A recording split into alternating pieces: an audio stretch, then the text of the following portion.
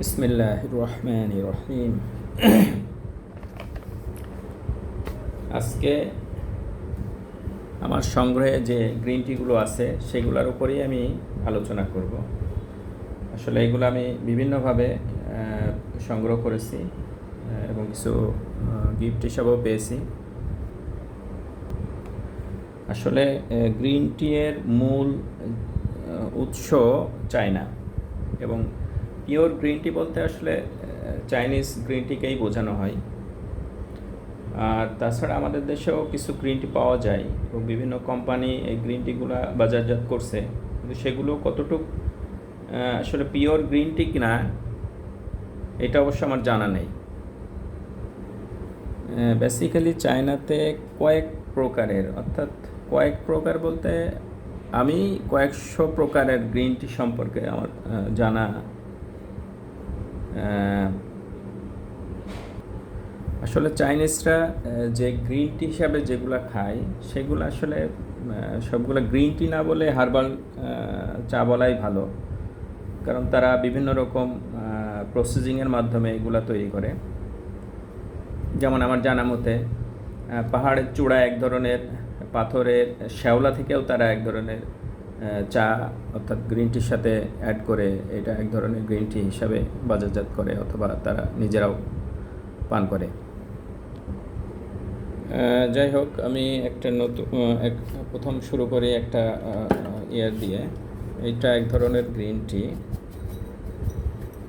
এইটা শেষের দিকে, যদিও এটা সাধারণ গ্রিন টি আর কি। এটা একদমই প্রায় শেষ, এটা একটা প্যাকেট। এটা আরেক ধরনের গ্রিন টি, এটার মধ্যে আবার বিভিন্ন ইয়ে করা আছে, আলাদাভাবে প্যাকিং করা, এবং এটার ফ্লেভারটাও অনেক সুন্দর, গন্ধটাও সুন্দর। এটা দেখতেও, এটা আসলে প্রথম দিকে একটু সবুজ সবুজ ভাব থাকে, কিন্তু পরবর্তীতে এটা অক্সিডাইজড হওয়ার কারণে এটার কালারটা চেঞ্জ হয়ে যায়। এবং এটার মধ্যে আসলে এটা মানে শুধু গ্রিন টি না, এটার মধ্যে আরও কিছু মিক্সড করে এটা তৈরি করা, যার কারণে এটাকে গ্রিন টি না বলে হার্বাল টিও বলা যায়।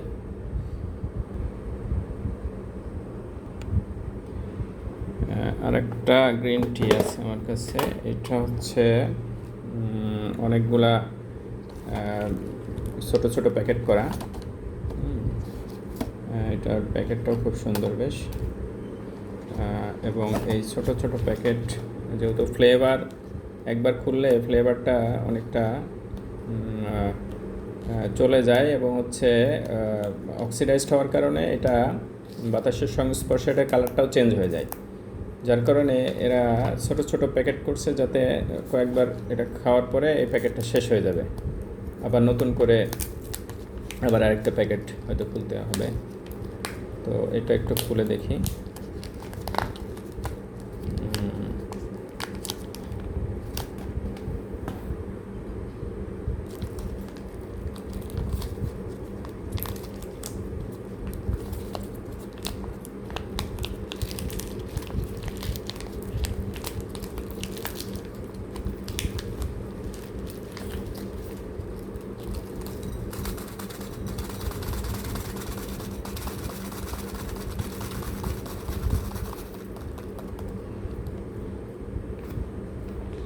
এটা অনেকটা বড় বড় দানা এবং বেশ অনেক ফ্লেভার, অনেক গন্ধটাও বেশ সুন্দর।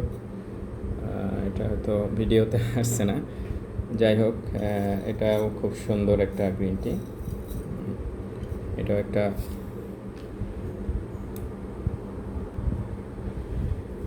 এইটা আরেকটা গ্রিন টি, এবং এইটার প্যাকেটটাও খুব সুন্দর। যদিও একদম ইনটেক অবস্থায় আছে, আমি এখনও খুলিনি এটা।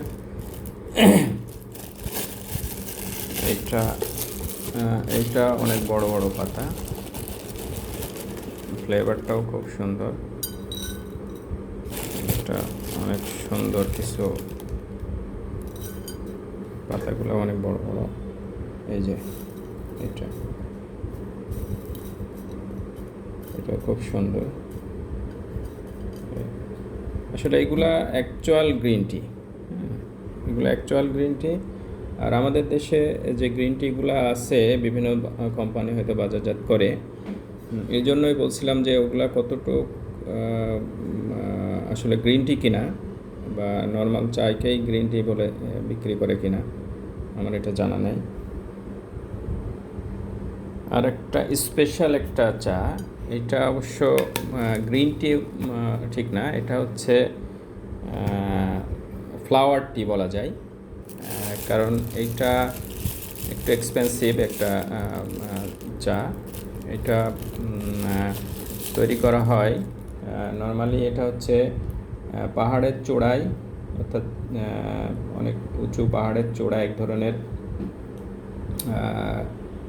কিছু ফুলের গাছ, অর্থাৎ বিভিন্ন ধরনের গাছের ফুল থেকে, পাহাড়ের চূড়ায় জন্মানো বিশেষ ধরনের গাছের ফুল। এটা আসলে এই ফুলই তারা চা হিসাবে এটাকে, এটা আসলে এক ধরনের অনেক উপকারী হয়তো এটা, যদিও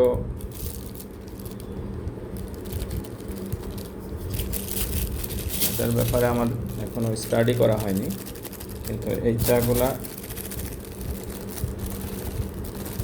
এক ধরনের ফুল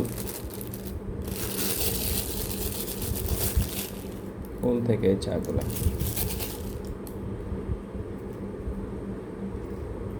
এবং এটা দেখতে অনেকটা ফুল শুকানো আর কি, এবং এটা অনেক নাকি উপকারী। তাছাড়া চাইনিজরা বর্তমানে বিভিন্ন হার্বাল যুক্ত, অর্থাৎ হার্বস, ঔষধি গুণ সম্পন্ন বিভিন্ন গাছ থেকে তারা গ্রিন টি তৈরি করে, যেগুলো দাম অনেক বেশি। আর যাই হোক, পরবর্তীতে আমরা এটা বানানোর সিস্টেম এবং